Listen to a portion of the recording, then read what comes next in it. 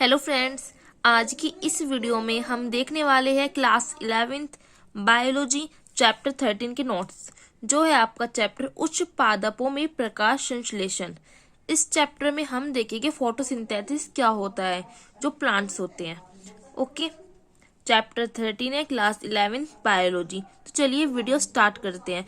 Friends, आपको क्या करना है, जो भी मैं आपको वीडियो में नोट्स दिखाती हूँ, आपको उसे वीडियो को पॉज करके अपनी कॉपी में नोट डाउन कर लेना है। एंड उसके बाद जब आप वो नोट्स रीड करोगे तो आप देखोगे कितनी इजी वे में आपको लगेगा लेसन, आपको समझ आ जाएगा उस चैप्टर में एक्चुअली में है क्या। तो चलिए वीडियो को स्टार्ट करते हैं। फर्स्ट ऑफ ऑल हम देखते हैं फोटोसिंथेसिस मीन्स प्रकाश संश्लेषण होता क्या है। फोटोसिंथेसिस जो है लाइट की प्रेजेंस में होने वाली एक जैविक उपचयी मीन्स एनाबॉलिक क्रिया होती है। इसमें क्या होता है, इसमें जो हरे प्लांट्स होते हैं आपके ग्रीन प्लांट्स, वो अकार्बनिक सरल यौगिकों कार्बन डाइऑक्साइड और वाटर से जो रेडिएंट एनर्जी होती है और आपका पर्नहरिम क्लोरोफिल, ठीक है, उसकी प्रेजेंस में कार्बोहाइड्रेट का निर्माण करते हैं। मीन्स जो प्लांट्स होते हैं, अब उनको फूड चाहिए तो वो फूड कैसे बनाते हैं, तो वो क्या करते हैं, कार्बन डाइऑक्साइड और वाटर और जो सन एनर्जी आती है रेडिएंट एनर्जी और जो क्लोरोफिल होता है उनकी लीव्स में प्लांट्स की, उसकी प्रेजेंस में वो अपना फूड बनाते हैं। इस क्रिया में क्या होता है, जो कार्बन डाइऑक्साइड है उसका उपयोग होता है और ऑक्सीजन गैस हमारी मुक्त होती है। इस क्रिया में कार्बन डाइऑक्साइड का उपयोग होता है तथा ऑक्सीजन गैस मुक्त होती है। इस क्रिया में प्रकाश ऊर्जा रासायनिक ऊर्जा के रूप में बदलकर भोज्य पदार्थ में संचित हो जाती है। इस पूरे प्रोसेस को ही हम क्या कहते हैं, प्रकाश संश्लेषण मीन्स फोटोसिंथेसिस। ओके, अब आती है इसकी रिएक्शन। इसकी रिएक्शन में देखिए हमने carbon dioxide and water use किया था और सनलाइट हमने ली थी एंड क्लोरोफिल जो आपका क्या था, पर्नहरिम। इन सब की प्रेजेंस में हमारा फूड बन गया था C6H12O6 जो आपका कार्बोहाइड्रेट ग्लूकोज है and water and carbon dioxide आपके यहाँ से बाहर निकल जाती है। फ्रेंड्स, यहाँ पे ये कार्बन डाइऑक्साइड नहीं है, यहाँ पे ये ऑक्सीजन है क्योंकि हमारी ऑक्सीजन ही मुक्त होती है। ओके, फिर आता है आपका डेफिनेशन ऑफ फोटोसिंथेसिस। सूर्य के प्रकाश में पौधों के हरे भागों में उपस्थित पर्नहरिम जो आपका क्लोरोफिल था, उसकी सहायता से कार्बन डाइऑक्साइड व जल के संयोग से जो आपकी शुगर है आदि कार्बोहाइड्रेट के बनने की क्रिया को ही हम फोटोसिंथेसिस या कार्बन स्वांगीकरण कार्बन एसिमिलेशन कहते हैं। ओके, ये आपकी फोटोसिंथेसिस की डेफिनेशन हो जाती है। फिर आता है आपका mechanism of photosynthesis. Mechanism of photosynthesis में क्या आता है, प्रकाश संश्लेषण की क्रिया विधि होती है। ये हरे पादप इस क्रिया को करने की क्षमता रखते हैं और वो प्रोड्यूसर उत्पादक कहलाते हैं। हरित लवक को क्लोरोप्लास्ट कहते हैं, इंग्लिश में आपको पता होना चाहिए। हरित लवक में प्रकाश संश्लेषण की क्रियाएं संपन्न होती है, जैसे प्रकाशिक ऊर्जा का वर्णकों द्वारा अवशोषण, ऊर्जा का स्थानांतरण एंड एटीपी निर्माण। एटीपी की फुल फॉर्म क्या होती है फ्रेंड्स, एडिनोसिन ट्राइफॉस्फेट। ओके, प्रकाश संश्लेषण जो है एक जटिल उष्माशोषी एंडोथर्मिक उपचयी क्रिया है जो 2 चरणों में हमारी कंप्लीट होती है। फर्स्ट होती है आपकी लाइट रिएक्शन मीन्स प्रकाशीय अभिक्रिया और सेकंड होती है आपकी अप्रकाशीय अभिक्रिया dark reaction. First of all हम देखेंगे प्रकाशीय अभिक्रिया लाइट रिएक्शन होती क्या है। तो चलिए देखते हैं प्रकाशीय अभिक्रिया क्या होती है। इसे जल का प्रकाशिक रासायनिक ऑक्सीकरण, फोटोकेमिकल ऑक्सीडेशन ऑफ वाटर, या हम इसका दूसरा नाम कह सकते हैं हिल रिएक्शन, हिल अभिक्रिया भी हम प्रकाशीय अभिक्रिया को कहते हैं।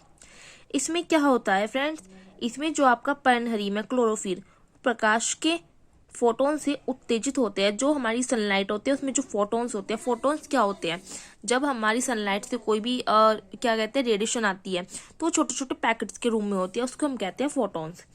इसमें पर्नहरिम प्रकाश के फोटोन से उत्तेजित होते हैं। जल का अपघटन होने पर क्या होता है, ऑक्सीजन इसमें निकलती है और फोटोफॉस्फोराइलेशन की क्रिया होती है और इसमें NADPH2 बनता है और यह जो पूरा प्रोसेस है वो क्लोरोप्लास्ट के ग्रेना में होती है। आप क्लोरोप्लास्ट के जब स्ट्रक्चर देखोगे तो उसमें ग्रेना होते हैं, तो ये पूरा प्रोसेस हरित लवक के ग्रेना में होती है तथा इस क्रिया के लिए सूर्य का प्रकाश आवश्यक होता है। प्रकाश के अवशोषण के लिए 2 प्रकार के इसमें पिगमेंट होते हैं, एक तो होता है आपका वर्णक तंत्र फर्स्ट एंड वर्णक तंत्र सेकंड। आगे क्या होता है, पर्नहरिम जो क्लोरोफिल है सबसे पहले सौर प्रकाश से फोटोन की क्वांटम ऊर्जा को अवशोषित करता है और फिर वो एक्साइटेड हो जाता है। देखिए रिएक्शन से समझते हैं, ये आपका क्या है, ये आपका है पर्नहरिम क्लोरोफिल, CHL से हमने डिनोट किया है इसलिए। उसने क्या है, उसने जो है हमारा जो सौर प्रकाश है उससे, सनलाइट है उससे फोटोन की क्वांटम ऊर्जा को उसने क्या किया, एब्जॉर्ब किया। एच न्यू से हम डिनोट करते हैं इसको, एनर्जी को। एंड फिर हमारा क्या हुआ, जो आपका ये क्लोरोफिल ग्राउंड स्टेट में था वो आपका एक्साइटेड स्टेट में चला गया। तो ये एक्साइटेड स्टेट में जाके क्या होगा, एक्साइटेड क्लोरोफिल। इसीलिए हम क्लोरोफिल के ऊपर स्टार लगा देते हैं ताकि पता चल जाए कि एक्साइटेड स्टेट में जा चुका है। उत्तेजित पर्णहरिम सिंगलेट स्टेट में आता है, यह अनस्टेबल स्टेट होती है। 10⁻⁻12 सेकंड में यह अणु वापस अपनी पुरानी अवस्था में आता है। इसके बीच में इलेक्ट्रॉन के रूप में ऊर्जा का त्याग कर देता है, जिसे हम कहते हैं फ्लोरोसेंस। ओके, इस बीच की अवस्था को हम ट्रिपल स्टेट कहते हैं, जिसके बाद अणु अपनी मूल अवस्था में आता है। इस पूरी प्रक्रिया में खर्च ऊर्जा को हम क्या कहते हैं, फॉस्फोरेसेंस कहते हैं। तो ये आपका हो जाता है प्रकाशीय अभिक्रिया। अब इसमें हमने बात की थी pigment first and pigment second की। पिगमेंट सिस्टम फर्स्ट जो है, इसमें क्या आता है आपका, इसमें आपको लिखना है, इसमें प्रकाशीय फोटोन को अवशोषित करने वाला पर्णहरिम जो क्लोरोफिल है वो 700 होता है। ओके, ये आपको याद रखना है, इसमें क्लोरोफिल 700 यूज होता है। ये 700 MU तरंग दैर्ध्य की किरणों का अवशोषण करता है। ओके, यहाँ पे सॉरी फ्रेंड्स ये 100 है, जो आपका ये क्लोरोफिल है 700, वो आपका 100 माइक्रोन वेव लेंथ की किरणों का अवशोषण करता है, उसको अब्सॉर्ब करेगा। इस ये 100 जो आपकी माइक्रोन तरंग दैर्ध्य है उसकी किरणों को अब्सॉर्ब करता है।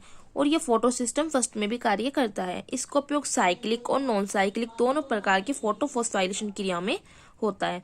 अब हम बात करते हैं पिगमेंट सिस्टम सेकंड की। इसमें प्रकाशीय फोटोन का जो अवशोषित करने वाला क्लोरोफिल है वो 680 से लेकर 690 कार्य करता है। यहाँ पे आपका 700 था, यहाँ पे आपका 680 से लेकर 690 होगा। इसका उपयोग केवल नॉन साइक्लिक फोटोफॉस्फोराइलेशन में होता है।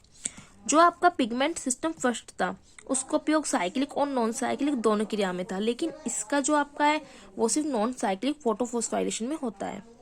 लाइट रिएक्शन में प्रकाश ऊर्जा का रूपांतरण रासायनिक ऊर्जा में होता है। ये जो है लाइट एनर्जी जो होती है वो केमिकल एनर्जी में चेंज हो जाती है और यह ऊर्जा एटीपी में संचित होती है। इस क्रिया को हम क्या कहते हैं, फोटोफॉस्फोराइलेशन। ओके, अब आपको उसकी रिएक्शन देखनी है। रिएक्शन में क्या है आपका, ये आपका वाटर है, इसमें क्या हुआ, इसकी ऊर्जावंतित पर्णहरिम क्लोरोफिल इसने अब्सॉर्ब किया। जब हमने क्लोरोफिल की प्रेजेंस में करवाया तो आपका यहाँ से H positive and OH negative अलग हो गया। फिर आपने H पॉजिटिव की NADP के साथ रिएक्शन करवाई तो यहाँ पे आपका NADPH2 बनता है।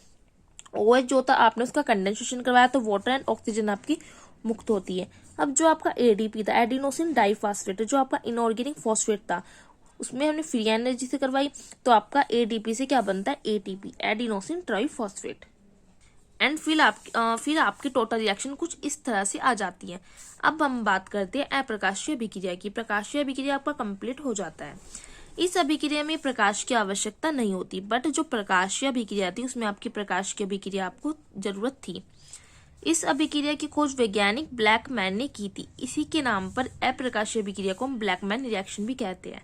अगर आपके एग्जाम में आ जाती है ब्लैकमैन रिएक्शन तो आपको लिखनी है अप्रकाशीय अभिक्रिया। यह अभिक्रिया हरितद्रव्य के स्ट्रोमा में होती है और प्रकाशीय अभिक्रिया कहाँ होती थी, हरितद्रव्य के ग्रेना में, और यह हरितद्रव्य के स्ट्रोमा में होती है। यह अभिक्रिया C3 चक्र भी कहलाती है। अब हम देखते हैं कैल्विन चक्र। यह चक्र जो है 3 भागों में पूरा होता है, इसलिए हम C3 चक्र भी कहते हैं। फर्स्ट स्टेप जो आता है कैल्विन चक्र का वो होता है आपका कार्बोक्सीकरण, कार्बोक्साइलेशन। इस क्रिया में रिब्रोज 5 फॉस्फेट ATP से फॉस्फेट लेकर रिब्रोज बिसफॉस्फेट बनाता है, जो CO2 ग्रहण कर 3-CO phosphoglyceric acid PGA phosphoglyceric acid बनाता है। फर्स्ट स्टेप में आपका क्या होता है, कार्बोक्सीकरण होता है। सेकंड में ग्लिसरॉल रिवर्सल होता है, चेंज होता है। इस क्रिया में फॉस्फोग्लिसरिक एसिड में विभिन्न क्रिया द्वारा हमारी शुगर फॉर्म होती है। एंड थर्ड स्टेप में क्या होता है, रिब्रोज 5 फॉस्फेट की दोबारा रिजनरेशन होता है इसका। कैल्विन चक्र के चलते रहने के लिए रिब्रोज 5 फॉस्फेट की दोबारा उत्पत्ति स्वप्रेरित होती है, वो खुद बनना स्टार्ट हो जाता है। अब हम देखेंगे इन तीनों प्रोसेस की रिएक्शन। ये आपकी रिएक्शन है। ओके, प्रकाशिक व अप्रकाशिक अभिक्रियाओं को जोड़ने पर हम क्या करेंगे, जो हमारी फर्स्ट प्रकाशिक अभिक्रिया आई थी एंड सेकंड हमारी अप्रकाशिक अभिक्रिया की हम रिएक्शन को जोड़ देंगे। ओके, तो कुछ इस तरह की हमारी रिएक्शन आएगी। और आप जानते हो ये रिएक्शन आपकी फोटोसिंथेसिस की है, कि जब आपका फोटोसिंथेसिस में फूड का फॉर्मेशन हुआ था तो आपको कुछ इस तरह की रिएक्शन लिख देनी है। अब हम आगे बात करते हैं जो फोटोसिंथेसिस है उसको प्रभावित करने वाले कौन कौन से कारक होते हैं, फैक्टर अफेक्टिंग फोटोसिंथेसिस।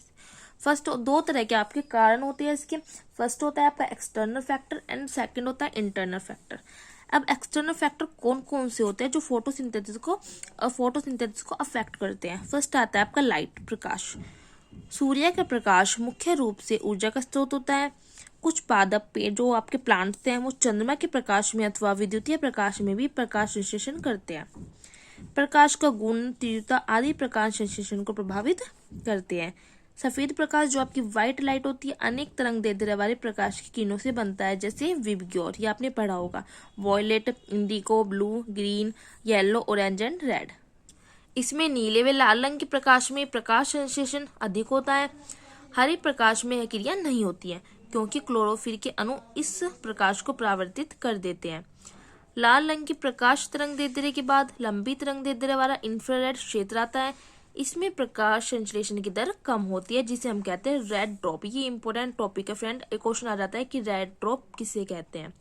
तो आपको लिखना है कि जो लाल रंग की प्रकाश तरंग दैर्ध्य के बाद लंबी तरंग दैर्ध्य वाला इंफ्रारेड क्षेत्र आता है और इसमें जो फोटोसिंथेसिस की रेट होती है, रेटिंग, वो कम होती है, इसको हम कहते हैं रेड ड्रॉप।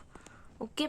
जो पौधे प्रकाश प्रिय होते हैं उनको प्रकाश रागी कहते हैं क्योंकि प्रकाश को पसंद करते हैं। इन्हें ज्यादा प्रकाश संश्लेषण की दर प्राप्त करने के लिए छाया प्रिय अथवा छाया रागी पौधों की अपेक्षा अधिक प्रकाश की आवश्यकता होती है। छाया प्रिय मीन्स जिन्हें प्रकाश आवश्यक नहीं होती, उन्हें छाया अच्छी लगती है। बहुत ज्यादा प्रकाश में फोटोसिंथेसिस की दर घट जाती है। जब ज्यादा लाइट होती है, ज्यादा सनलाइट आती है तो फोटोसिंथेसिस की दर घट जाती है। इसे हम क्या कहते हैं, इस पूरी क्रिया को हम कहते हैं सोलराइजेशन भी कहते हैं। तो ये आपको याद रखना है, सोलराइजेशन किसे कहते हैं, जब बहुत ज्यादा प्रकाश होता है तो फोटोसिंथेसिस की जो दर है वो घट जाती है, इसे को हम सोलराइजेशन कहते हैं।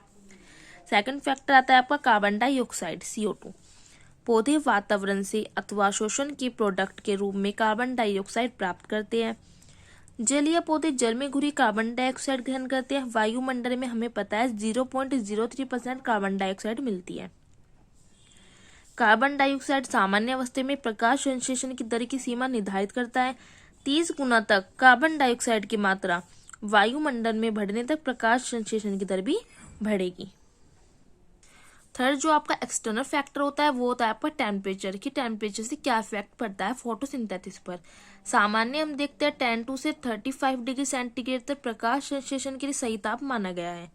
कुछ पौधे जो है 5 डिग्री सेल्सियस पर भी क्रिया कर सकते हैं और कुछ जो ब्लू ग्रीन एल्गी होती है और कुछ बैक्टीरिया जो होते हैं वो 70 डिग्री सेंटीग्रेड पर भी इस टेम्परेचर भी प्रकाश संश्लेषण की क्रिया करते हैं। तो टेम्परेचर का बहुत ज्यादा इंपॉर्टेंट रोल होता है। एंड आपका फोर्थ फैक्टर जो आता है वो आता है आपका वाटर। जल के अपघटन से ऑक्सीजन निष्कासित होती है, निकलती है। प्रकाश संश्लेषण के लिए जल अति महत्वपूर्ण कारक है। एक सीमा से कम मात्रा में जल प्रकाश संश्लेषण की दर को भी कम कर देता है। जब जल की कमी से क्या होता है, ये म्लानी की अवस्था आ जाती है, इसका जैविक क्रियाओं पर भी प्रतिकूल प्रभाव पड़ता है। फिफ्थ जो आपका एक्सटर्नल फैक्टर आता है वो आते हैं आपके मिनरल्स। कई प्रकार के खनिज प्रकाश संश्लेषण की क्रिया में सहायक होते हैं, जैसे आयरन, मैग्नीशियम आदि। इनकी कमी से जो पर्णहरिम विघटित हो जाता है और क्या होती है, आपको क्लोरोसिस होती है, पूछ लिया जाता है ये भी। अब ये तो हमारी बात हो गई एक्सटर्नल फैक्टर की। अब हम बात करते हैं इंटरनल फैक्टर में आंतरिक कारक कौन कौन से होते हैं जो फोटोसिंथेसिस को इफेक्ट करते हैं। फर्स्ट आती है आपकी पत्ती की संरचना। जो आपके प्लांट्स में लीव होती है उनकी स्ट्रक्चर किस टाइप की है। यदि पत्ती इस प्रकार की हो कि सूर्य का प्रकाश पर्णहरिम तक ना पहुंच सके, जो आपकी लाइट आती है आपकी लीफ जो है उसमें ना पहुंच सके, उसमें जो क्लोरोफिल है, तो इसका प्रभाव फोटोसिंथेसिस की रिएक्शन पे पड़ेगा। रंध्र मीन्स स्टोमेटा की बनावट, संख्या, वितरण आदि का प्रभाव गैस के विनिमय में प्रकाश संश्लेषण पर पड़ता है। तो पत्ती के स्ट्रक्चर कैसी है उसका इफेक्ट आपकी फोटोसिंथेसिस की क्रिया पर पड़ता है। एंड नेक्स्ट आता है आपका इंटरनल फैक्टर क्लोरोफिल। यह प्रकाश संश्लेषण के लिए अति आवश्यक है क्योंकि ये तो आपका क्या है, पर्णहरिम है, क्लोरोफिल है। इसके सांद्रण के बढ़ने से प्रकाश संश्लेषण की दर बढ़ती है। जिन भागों में क्लोरोफिल नहीं होता वहां प्रकाश संश्लेषण नहीं होता। इंपोर्टेंट फ्रेंड्स, जो फोटोसिंथेसिस के लिए आपका जो है पर्णहरिम क्लोरोफिल का होना बहुत जरूरी होता है। अगर ये नहीं होगा तो आपका फोटोसिंथेसिस की क्रिया नहीं होगी और जो प्लांट्स है वो अपना फूड फॉर्मेशन नहीं कर पाएंगे। नेक्स्ट आता है आपका जीव द्रव्य कारक, प्रोटोप्लाज्मिक फैक्टर। पौधों को अंधकार से प्रकाश संश्लेषण की क्रिया शुरू हो जाती है। ऐसा क्यों होता है ज्ञात नहीं है। क्यों? इस कारण इसे जीवद्रव्य कारक या अज्ञात कारक भी कहते हैं, क्योंकि ये हमें पता नहीं है कि जो पौधे हैं वो अंधकार में भी प्रकाश संश्लेषण की क्रिया कैसे स्टार्ट कर सकते हैं। ओके, नेक्स्ट आता है कोशिका में संचित खाद्य पदार्थ की मात्रा। कोशिका में संचित पदार्थ के कारण प्रकाश संश्लेषण की दर कम हो जाती है। भोज्य पदार्थों के अन्य कोशिकाओं में स्थानांतरित हो जाने पर प्रकाश संश्लेषण की दर बढ़ जाती है। तो प्रकाश संश्लेषण की दर भी इससे बढ़ जाती है। ये आपके इंटरनल एक्सटर्नल फैक्टर खत्म हो जाते हैं। अब हम नेक्स्ट टॉपिक देखते हैं क्या है।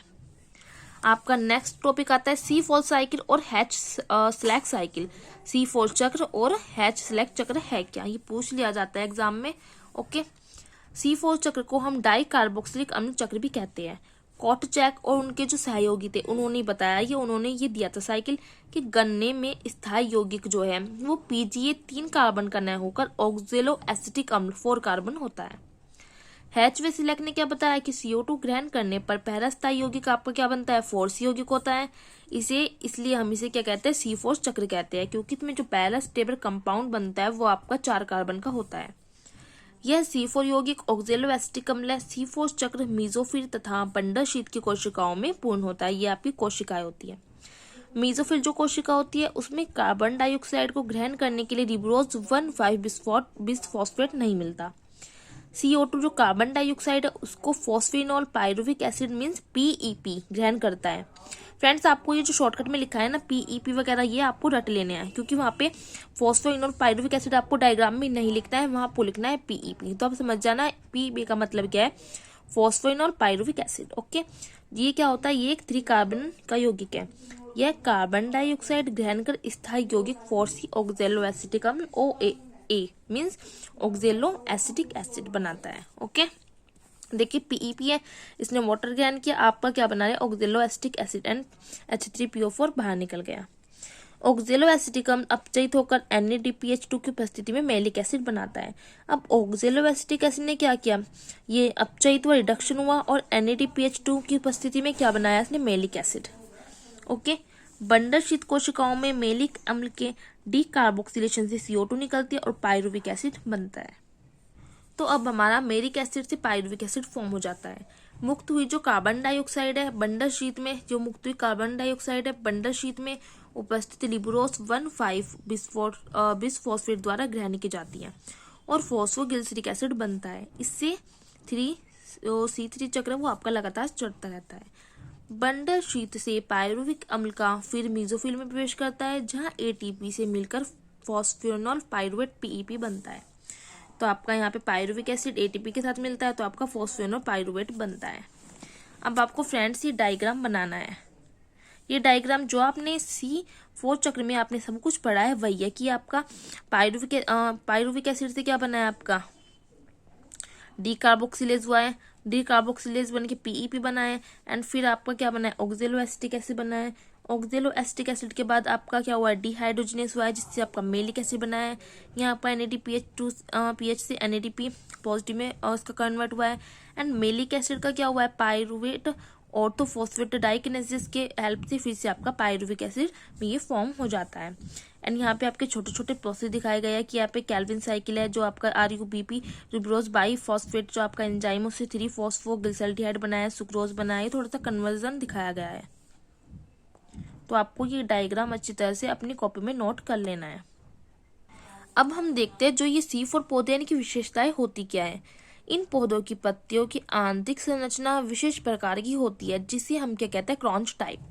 ओके, पूछ लिया जाता है क्रॉन्च टाइप क्या है। तो कुछ पौधे जो C4 पौधे हैं उनकी पत्तियों की आंतरिक इंटरनल स्ट्रक्चर विशेष प्रकार की होती है, जिसे हम क्रॉन्च टाइप कहते हैं।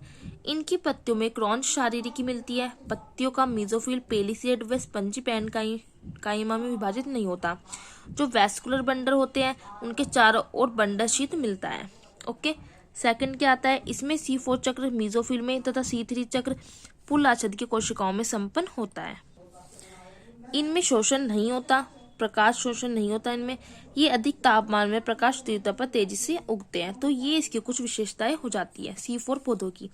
अब हम देखते हैं हिल रिएक्शन क्या होती है, जो काफी ज्यादा इंपॉर्टेंट है फ्रेंड्स।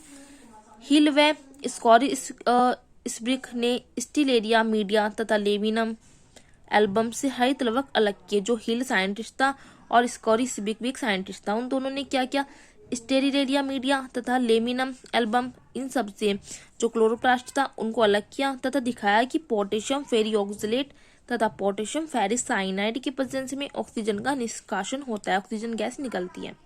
ये आपकी हिल अभिक्रिया कहलाती है।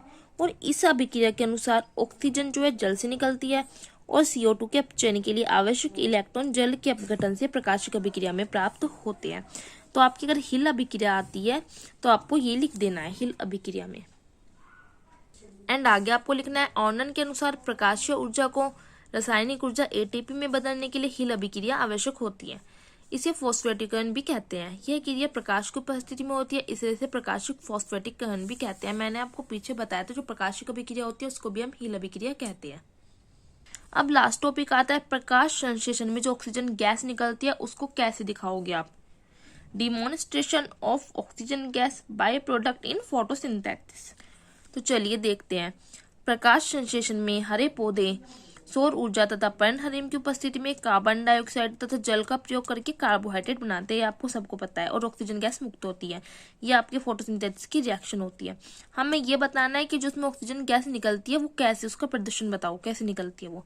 तो इसके एक्सपेरिमेंट के लिए क्या करेंगे, इस एक्सपेरिमेंट के जो हम उपकरण जो भी एपरेटस यूज करते हैं उसे क्या बोला जाता है, विल्माट बबलर।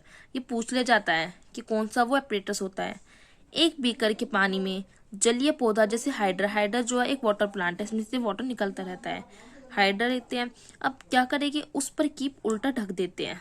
ओके, जैसे देखिए आपको डायग्राम में दिखाया गया है। ये क्या है, ये एक उपकरण लेते हैं विल्माट बबलर और एक बीकर में हम जलीय पौधा जैसे हाइड्रा हमने ले लिया है, ठीक है। अब उस पर हमने कीप ये फनल है, इसको उल्टा करके हमने इस हाइड्रा के पौधे पर रख दिया है। कीप की जो नली है इसके ऊपर हम क्या कर देते हैं, इस पे पानी से भरी एक जो टेस्ट ट्यूब है प्रकनरी उसको उल्टा करके रख देते हैं। थोड़ी मैंने टेढ़ी बनाई है, ये सीधी होती है, ठीक है।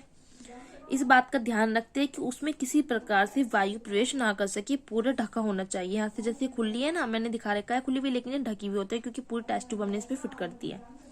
अब इस पूरे एपरेटस को धूप में रख देते हैं। देखिए जैसे लिखा है, अब उपकरण को धूप में रख देते हैं। कुछ समय के बाद कीप की नली में बुलबुले उठते दिखाई देते हैं। धीरे धीरे प्रकनरी में गैस इकट्ठी होने से ऊपर खाली जगह बन जाती है। परीक्षण करने से ज्ञात होता है कि यह गैस कौन सी, ऑक्सीजन है। अब हम ऑक्सीजन कैसे पता कैसे लगाएंगे, हम जलती तीली ले जाने पर तीली जो है बहुत तेजी से जलती है, ये ऑक्सीजन गैस में ही होता है। अथवा पायरेरोगैलोर का प्रयोग करने पर प्रकनरी दोबारा पानी से भर जाती है, क्योंकि जो गैलोर है वो ऑक्सीजन को सोख लेता है। यदि उपकरण को अंधकार में रख दिया जाए तो बुलबुले निकलने बंद हो जाते हैं, और यही प्रूफ करता है कि जो फोटोसिंथेसिस की क्रिया होती है उसमें ऑक्सीजन गैस मुक्त होती है। ये आपका बीकर है, इसमें आपने हाइड्रा का प्लांट रखा है एंड उसके ऊपर आपने फनल रख दिया है एंड फनल के ऊपर आपने एक टेस्ट ट्यूब को फिल कर दिया है। ये आपका वाटर है। जब आप देखोगे कुछ समय बाद धूप में रखोगे जब आप इस पूरे एपरेटस को, तो इसमें आपको बुलबुले दिखाई देंगे। ओके, अब जब आपको देखना है कि बुलबुले किस गैस के है, तो जब आप यहाँ जलती हुई तीली ले जाओगे तो और तेजी से जलेगी वो। तो ये हमें प्रूफ करता है कि हाँ, कि यहाँ पे फोटोसिंथेसिस की गैस में ऑक्सीजन गैस निकलती है। तो इस चैप्टर के नोट इतने ही है। कुछ क्वेश्चन आप मॉडल में से कर सकते हो, क्योंकि मैंने कंप्लीट नहीं बनाए हैं। जो इम्पोर्टेंट थे, इम्पोर्टेंट टॉपिक थे इस चैप्टर में, मैंने आपको सिर्फ वो ही कराए हैं। ओके, आप कुछ जो क्वेश्चन आप मॉडल से ले सकते हो। ओके, तो चलिए मैं आपको स्टार्टिंग से दिखा रही हूँ। आपको वीडियो को पॉज करना है और अपने नोट्स को प्रिपेयर कर लेना है। आई होप आपको वीडियो अच्छी लगी होगी। आपको अपने नोट्स अच्छे से प्रिपेयर कर लेने हैं और मुझे कमेंट्स बॉक्स में बताना है कि आपको कैसे लगते हैं मेरे नोट्स बायोलॉजी की। अगर आपको अच्छे लगते हैं तो प्लीज बताइए, मैं और वीडियो अपलोड कर दूंगी बायोलॉजी की। मैं आपको छोटे छोटे टॉपिक भी बायोलॉजी की करवा दूंगी, पर प्लीज़ मुझे कमेंट बॉक्स में बताएं। और वीडियो अच्छी लगती है तो आपको प्लीज़ प्लीज़ प्लीज़ लाइक ज़रूर करना है एंड अपनी फ्रेंड्स के साथ शेयर करनी है, ताकि उनकी भी थोड़ी बहुत हेल्प हो सके। और आपने अगर मेरे चैनल को सब्सक्राइब नहीं किया है तो प्लीज़ आप मेरे चैनल को सब्सक्राइब कर दें, ताकि जब मैं और वीडियो अपलोड करूँ तो आपको पता चल जाए।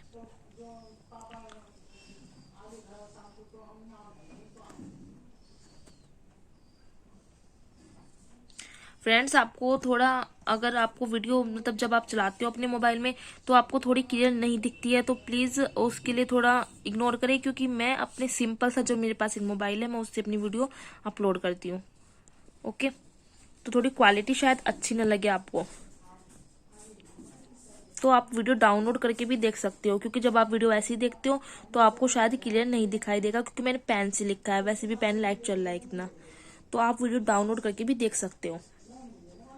और पीछे मेरी वीडियो में जो वॉइस आती है प्लीज़ उसको इग्नोर करना, कि हमारे घर में एक छोटा सा डॉगी है, वो भी बहुत भौंकता है, इस वजह से पीछे वॉइस में थोड़ा फ़र्क आ जाता है, तो प्लीज़ उसको इग्नोर करें।